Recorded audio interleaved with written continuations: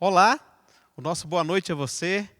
Que bom que você separou um tempinho no meio da semana para que todos nós juntos possamos exercitar a nossa fé, possamos erguer cânticos de louvor e adoração ao nosso Deus.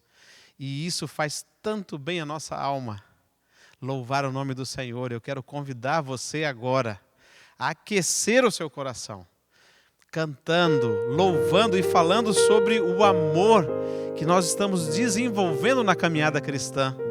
O amor por nosso Senhor Jesus Cristo. O hino de número 92 do nosso cenário nos ajuda nessa meditação e eu quero convidar você a cantarmos juntos.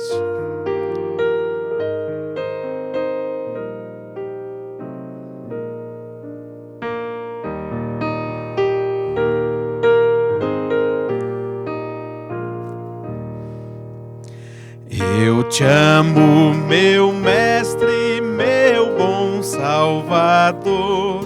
Não posso em palavras contar este amor. Eu te amo deveras, pra sempre direi, e pelos meus atos o confirmarei. Que grande ventura, que glória, meu Deus, saber que em breve eu vou para os céus. De longe diviso as glórias do além. Oh, como eu almejo fruí-las também. Teu nome eu exalto, ó Rei de Salém, pois sempre teus filhos nos braços sustens. Eu quero louvar-te, cantar teu amor. Eu te amo, meu mestre, meu bom Salvador. Que maravilha esse hino. Folheando mais algumas páginas do nosso hinário, nós vamos encontrar também outra declaração maravilhosa de amor que podemos fazer ao nosso Jesus. Será que conseguimos dizer de coração, com a alma: ó, quanto amo Cristo Jesus, meu bom Salvador, desejo amá-lo mais? Quero convidá-lo a cantarmos o hino de número 96 e que esse seja mais um hino que nos ajude a meditar nesse amor grandioso que o Senhor sente por mim e por você e nós sentimos por Ele. Vamos cantar juntos?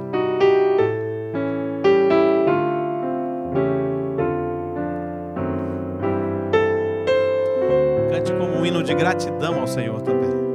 Juntos?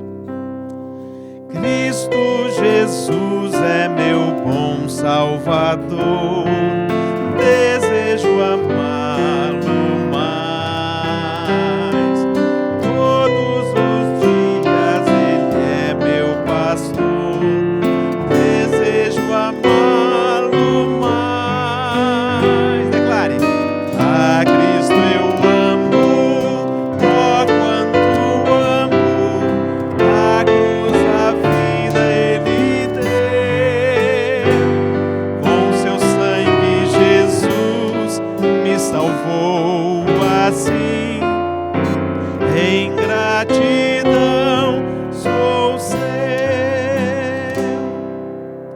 Oh, que alegria é servir a Jesus, desejo amá-lo mais.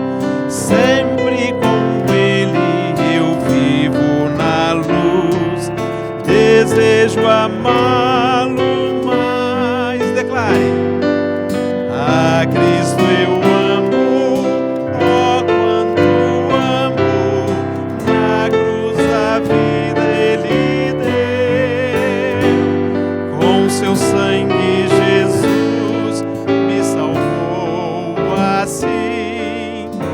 Em gratidão sou seu. Bem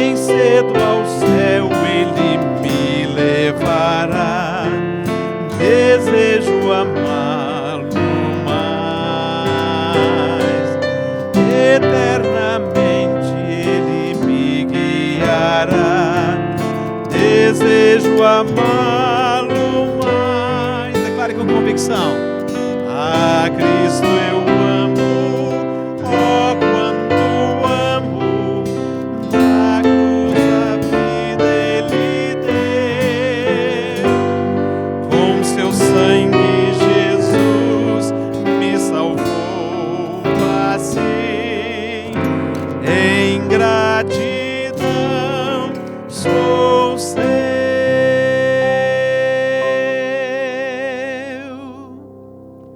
Quero convidá-lo para nos unirmos juntos em oração agora, continuando esse louvor que estávamos prestando ao nosso Deus através dos cânticos. Aí onde você está agora, curve sua fronte e vamos orar ao Senhor. Querido Deus, nosso grande Pai que habitas nos céus, obrigado, Senhor, porque neste exato momento temos a oportunidade de erguer a nossa voz em louvor e adoração ao Teu santo nome. Obrigado, Senhor, por tantas coisas que vemos que Tu realizas na nossa vida. Mas obrigado também, Senhor, por muitas outras coisas que nem sequer temos conhecimento, mas que sabemos que Tu realizas por cada um de nós a cada dia. Nesse momento também clamamos uma bênção especial sobre o Teu servo, pastor Márcio. Ele abrirá a Tua palavra agora na sequência. Por favor, Senhor, que a sua mente seja iluminada pelo Seu Santo Espírito, para que ele fale da Tua palavra e que a Tua palavra encontre abrigo em nosso coração. Em nome de Jesus te pedimos e agradecemos. Amém. Eu quero cumprimentá-lo nesse momento com a paz do nosso Senhor Jesus Cristo e dizer que é uma grande satisfação a gente poder estudar a palavra de Deus e darmos sequência a esse estudo na carta em que Paulo escreveu à igreja em Tessalônica. Paulo, quando enviou essa carta, ele estava muito preocupado com aquela igreja, a comunidade jovem, que ainda precisava se estabelecer na fé. Paulo, então, ele escreve essas palavras para orientar essa jovem igreja. Inicialmente, ele parabeniza porque houve um sucesso do evangelho no coração dessa comunidade. Eles abraçaram a fé. Isso é obra também do Espírito Santo na vida deles. Mas Paulo também destaca que eles eram exemplos na fé, no testemunho, no compromisso. Ou seja, a experiência de vida cristã dele se tornou conhecida em toda aquela região. Mas esses pontos positivos são destacados na carta em que Paulo escreveu. Mas Paulo também exorta essa igreja. E no último culto, nós falamos a respeito disso. Paulo convidando essa igreja para a santificação. E ele menciona a questão da ética sexual, menciona também a questão do trabalho, porque algumas pessoas, elas acreditavam, né, e é algo realmente muito significativo, eles aguardavam a volta de Jesus para os dias deles. E em virtude desse breve retorno de Jesus, muitos abandonaram as suas lavouras, as suas atividades, e começaram então a viver de casa em casa, dependendo da graça, do favor de outras pessoas. Paulo então repreende, dizendo que nós devemos aguardar a volta de Jesus, devemos ser zelosos, mas jamais abandonarmos o trabalho. E Paulo convida essa congregação, ou algumas pessoas dessa congregação, a voltar para o trabalho. Mas nesta noite, nós queremos trabalhar um outro assunto desta carta. E eu quero convidar você para os últimos versos do capítulo 4, os versículos 13 até o versículo 18, aonde eu leio assim: Não queremos, porém, irmãos, que sejais ignorantes com respeito aos que dormem, para que não vos entristecerdes com os demais, que não têm esperança. Pois se cremos que Jesus morreu e ressuscitou, assim também Deus, mediante Jesus, trará em sua companhia os que dormem. Versículo 15. Ora, ainda vos declaramos por palavra do Senhor isto: nós, os vivos, os que ficarmos até a vinda do Senhor, de modo algum precederemos os que dormem. Porquanto o Senhor mesmo, dada a sua palavra de ordem, ouvida a voz do arcanjo e ressoada a trombeta de Deus, descerá dos céus, e os mortos em Cristo ressuscitarão primeiro. Depois nós, os vivos, os que ficarmos, seremos arrebatados juntamente com eles entre nuvens para o encontro do Senhor nos ares, e assim estaremos para sempre com o Senhor. E o versículo 18 diz assim: consolai-vos, pois, uns aos outros com estas palavras.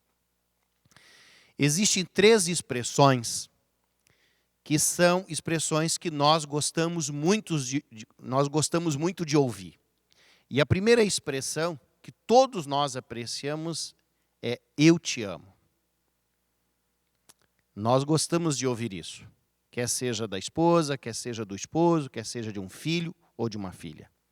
Eu me lembro claramente quando eu ouvi pela primeira vez o meu filho dizer eu te amo. Foi para mim muito importante. E recentemente ouvi da minha filha dizendo: papai, eu te amo. Nós gostamos muito de ouvir eu te amo. A segunda coisa que nós gostamos muito de ouvir é vamos comer. E existem algumas famílias que têm uma tradição, né, da mesa. Como é gostoso quando você escuta vamos comer, vamos lanchar, vamos jantar. E eu casei com uma esposa que gosta e aprecia muito a cozinha. A minha sogra é especialista e tudo dela, na realidade, é uma mesa pronta e sentar na volta da mesa e comer. E é gostoso realmente. Mas existe uma terceira expressão que nós gostamos muito de ouvir, que é a expressão vamos para casa. Depois que é muito bom viajar, é muito bom você passar alguns dias num hotel, mas como é bom também você voltar para casa. Como é bom depois de um dia de trabalho, você poder retornar para o lar, porque é justamente no lar que nós podemos experienciar algumas coisas prazerosas. Por exemplo, uma boa comida, o carinho dos membros da nossa família. É no lar que nós encontramos essa proximidade, esse carinho, esse afeto, e aonde nós conseguimos ser nós mesmos. Por isso, vamos para casa é uma das expressões que nós mais apreciamos de ouvir. E com certeza, a comunidade que estava em Tessalônica era uma comunidade jovem que o apóstolo Paulo já havia mencionado, já havia explicado a respeito da volta de Jesus. Esse tema não era agora um tema novo para ele, que o apóstolo Paulo estava fazendo através de uma carta. Paulo explicou, mas não deu tempo para explicar todos os pormenores. E eles, então, ficaram com dúvidas. E as dúvidas deles são dúvidas que, de repente, nós, em algum momento da nossa vida, nós também compartilhamos ou temos experiências semelhantes. Por exemplo, eles perceberam que algumas pessoas que pertenciam à comunidade, elas ficaram doentes ou devido a outras dificuldades, elas morreram antes, de velhice. E como é que ficava agora essas pessoas diante da volta de Jesus? Será que eles iriam experimentar toda a majestade, toda a glória da volta de Jesus, como aqueles que estariam vivos? Ou será que teria qualquer outra dificuldade, como essas pessoas que descansaram antes do retorno de Jesus? Eu me recordo que essa dúvida também apareceu na minha mente nos meus primeiros passos na fé cristã. O que aconteceria com as pessoas que já descansam em Cristo Jesus, que têm conhecimento do Evangelho. Mas a palavra de Deus, ela é muito preciosa. E o apóstolo Paulo, ele menciona para nós, esclarecendo o que vai acontecer. E quando Paulo ele começa a descrever isso, primeiramente, ele compara a morte como um sono. E se você conhece bem a palavra de Deus, sabe que o próprio Jesus Cristo, quando ele foi se referir à morte de Lázaro, ele disse: meu amigo Lázaro está dormindo. Existe também uma frase que eu li em um livro dizendo que os gregos, eles conheciam o cemitério não como cemitério, mas como um dormitório. Olha bem a expressão, dormitório. E Jesus ele comparou a morte como um sono. Para aqueles que morrem em Cristo Jesus, estão descansando, aguardando o momento da ressurreição. E em segundo lugar, Paulo aqui também deixa muito claro que aquelas pessoas que morreram antes do retorno de Jesus, né? Ou seja, as pessoas que morreram antes da volta de Jesus, eles não perderão pelo fato de terem morrido antes. Pelo contrário, a Bíblia revela para nós que essas pessoas elas serão ressuscitadas, transformadas, e depois, então, de serem transformadas, os justos serão transformados, né, os vivos, e agora, então, ambos estarão indo para o céu, ou serão arrebatados. E quando nós olhamos para isso, nós compreendemos que não existe nenhum prejuízo para as pessoas que já descansaram em Cristo Jesus. Mas Paulo, ele menciona claramente dizendo assim, olha, que eles não deveriam ficar tristes porque essas pessoas morreram. Né? Paulo aqui não está dizendo assim, que eles não deveriam ter esse luto. Né? O luto faz parte de um processo natural quando nós perdemos uma pessoa querida. Não é dessa tristeza que Paulo está se referindo. Paulo está se referindo aqui à tristeza de achar que eles vão perder algo por eles terem descansado ou terem morrido antes do retorno de Jesus. E eles serão recompensados da mesma maneira como aqueles que estarão vivos por ocasião de Jesus.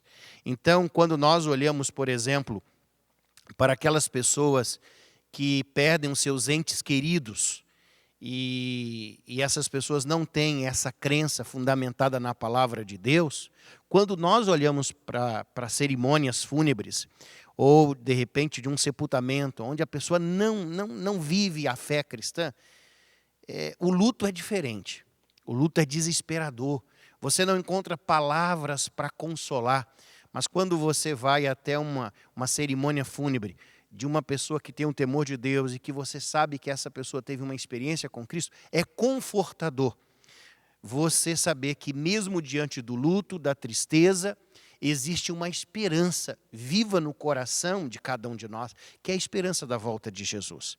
Eu lembro que quando eu iniciei meu ministério, eu comecei na área de capelania. E havia um garotinho muito esperto que fazia parte do pré-escolar.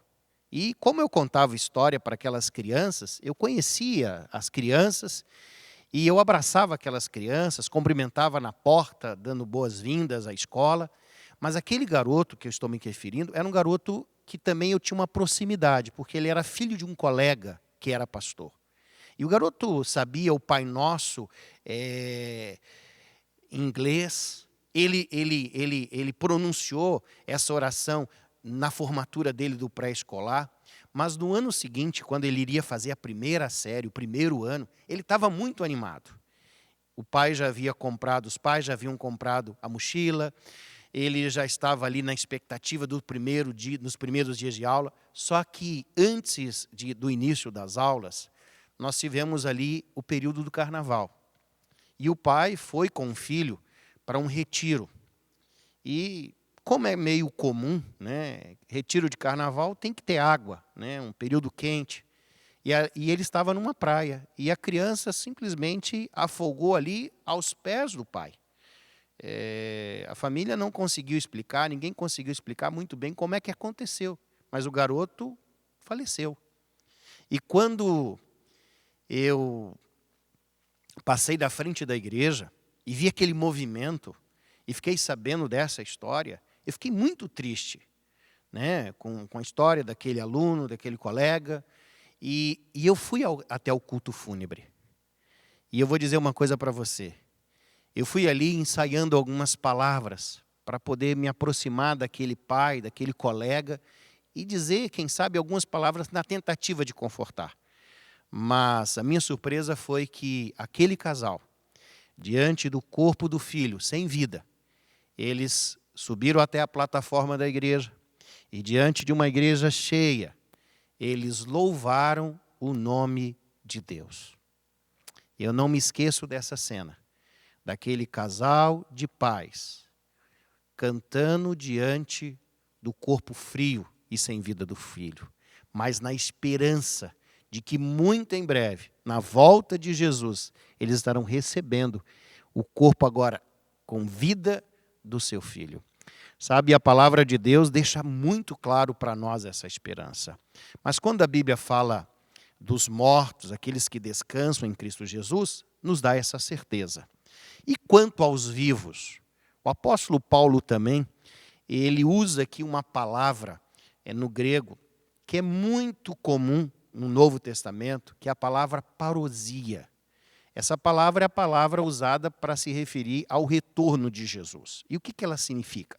Essa era uma palavra que era muito usada no contexto de um general romano, né? Ou seja, como assim?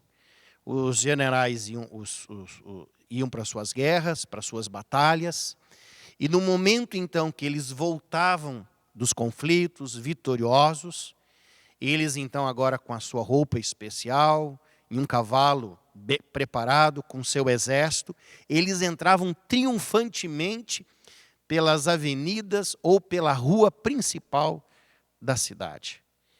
E toda aquela homenagem diante da vitória, diante daquele general, e a palavra parousia vem daí. Ou seja, é a certeza da vitória, mas não é uma vitória qualquer. É uma vitória com todos os soldados, com todos aqueles que são remanescentes. É uma entrada triunfal em uma cidade. E aqui eu imagino a cidade, a Nova Jerusalém. Ou seja, a parousia se refere à volta de Jesus com os santos. Mas diante da parousia, o que vai acontecer com nós, os vivos que estivermos, diante da manifestação da volta de Jesus?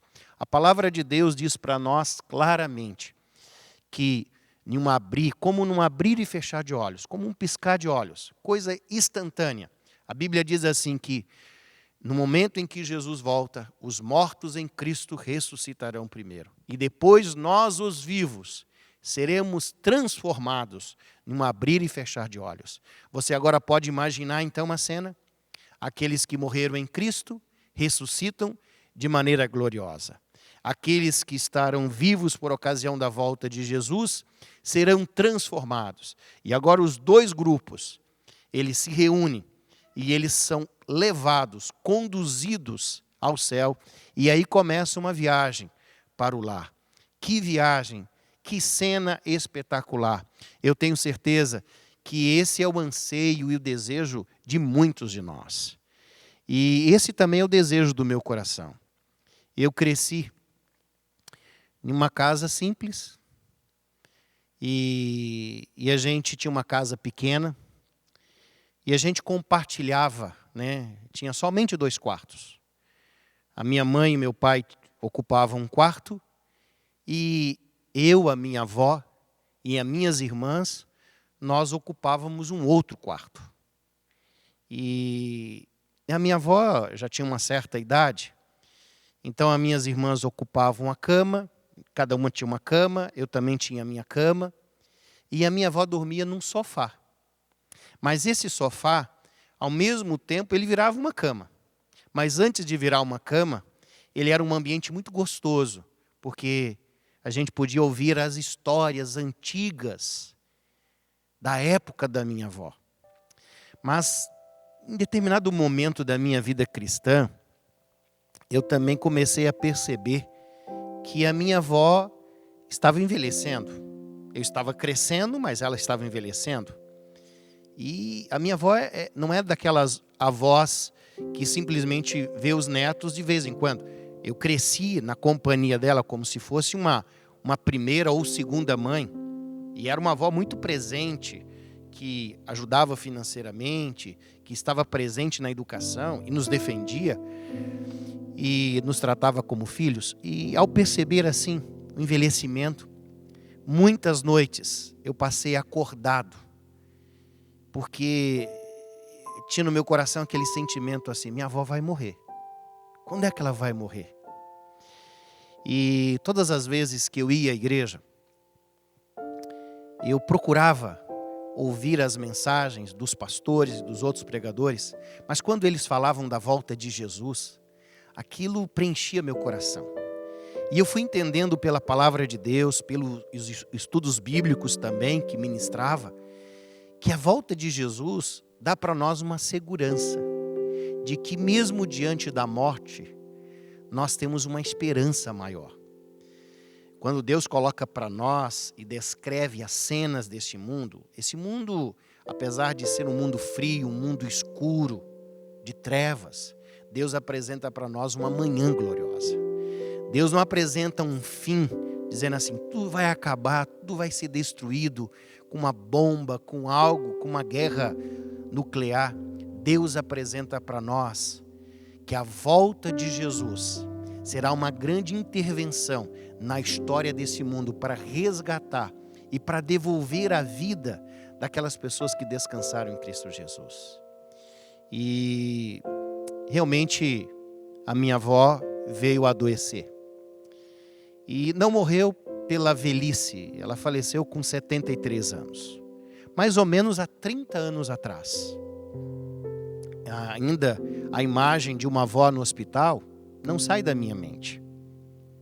E no dia que minha avó faleceu, foi uma sexta-feira à noite. No sábado pela manhã, nós tentamos entrar em contato com um pastor da igreja para poder fazer o culto fúnebre. E o pastor estava em um concílio. E na época não tinha celular, não tinha como entrar em contato. E alguns irmãos da igreja falaram para mim: Márcio, por que você não faz o culto fúnebre da sua avó? Eu tinha meus 17 anos. E Deus, na realidade, colocou no meu coração que eu deveria, naquele momento de dor, compartilhar a mensagem com a igreja. E eu vou dizer para vocês, foi muito difícil fazer o sermão fúnebre no culto da minha avó. Mas o Espírito Santo me usou para trazer conforto ao coração da minha família, para trazer esperança também para o meu coração. E naquele dia, eu assumi um compromisso que já estava forte no meu coração, que era o desejo de ser pastor, o desejo de ser um ministro do Evangelho. E o desejo era tão forte de ver Jesus voltar, que eu falei: eu preciso ser um pregador dessa mensagem. Eu preciso me transformar num arauta, num pregador dessa mensagem que vai anunciar a volta de Jesus. E é isso que eu tenho feito. Jesus, ele vai voltar. E a volta de Jesus é uma certeza, porque Deus, ele tem um compromisso. E esse compromisso de Deus foi firmado em profecia. E é um compromisso profético que vai se cumprir. Ainda não se cumpriu, mas vai se cumprir. Jesus vai voltar.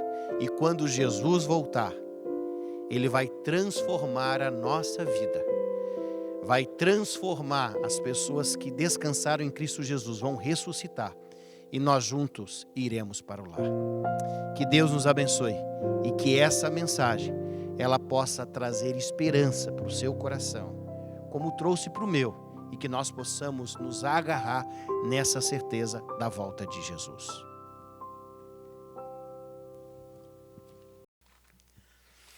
Que maravilhosa mensagem é essa que acabamos de ouvir. Uma mensagem confortante. A morte em breve terá fim. Como é bom poder cantar disso também. Como é bom saber que um país novo está sendo preparado para todo aquele que crê no Senhor, no Evangelho da salvação. E lá nesse país não haverá mais morte, nem pranto, nem dor. Nós vamos meditar cantando agora nas palavras do hino de número 571 do nosso cenário. E que seja esse um momento de reflexão e de entrega e de renovação sua no final deste culto. Vamos cantar? Há um país nas terras de além-rio, cheio de flores, de prazer e luz, é destinado às almas resgatadas. Lá não terão mais lutas nem mais cruz, pois é ali que a morte não mais entra, nem mais pecado ou brilho tirará. Jesus, o Rei dessas mansões tão lindas, os salvos todos com prazer abraçará. Lindo país, eu vejo a brisa mansa acariciar campinas e jardins e embalar as palmas prateadas dos perfumados vales com jasmim. E quando o sol se põe no horizonte, eu julgo ver em sonhos este lar. Vejo os amigos já ressuscitados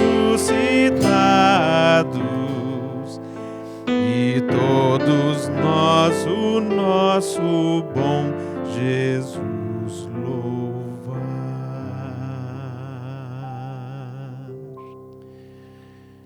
Obrigado, Senhor, por essa promessa maravilhosa na palavra de Deus.